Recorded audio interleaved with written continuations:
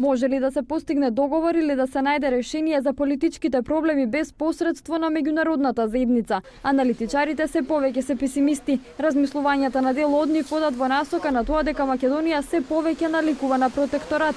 Според аналитичарот Сем Вакнин, токму актуелната политичка криза ја потврдува неговата теза дека Македонија, иако правно не е, во пракса покажува дека функционира како протекторат.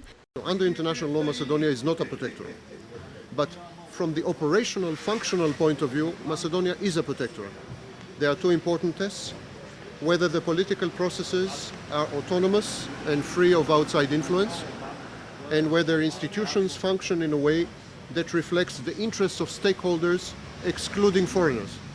In Macedonia, the political processes are totally dictated by foreigners, the important ones.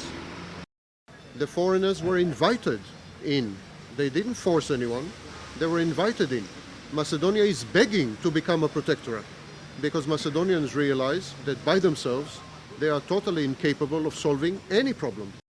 Со сличен став е и аналитичарот Исмет Рамадани. Според него партиите само привидно се договараат и преговараат. Решението, како што вели тој, е веќе донесено од трета страна. Во последен момент ти се бира јавен специјален обвинител, во последен момент изборен законник, во последен момент. И тоа значи дека на крајот ние добиваме на маса.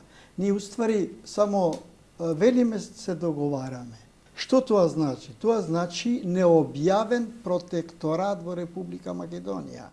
Вакнин проблемот го лоцира во менталитетот на граѓаните кои гледаат спасител во меѓународната заедница и политичарите кои повеќе го штитат личниот интерес.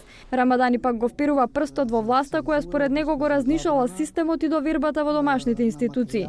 Меѓународната заедница беше медијатор за договорот и протоколот од Пржино. Законот за специјален обвинител беше донесен со посредство на Европската унија и Американската амбасада, а последен од низата е и предлог законот за мораториум на бомбите, кој беше повлечен токму под притисок на меѓународниот фактор. Сега, според најавите, меѓународниот фактор повторно се очекува да одигра клучна улога во договорот и за изборниот законник.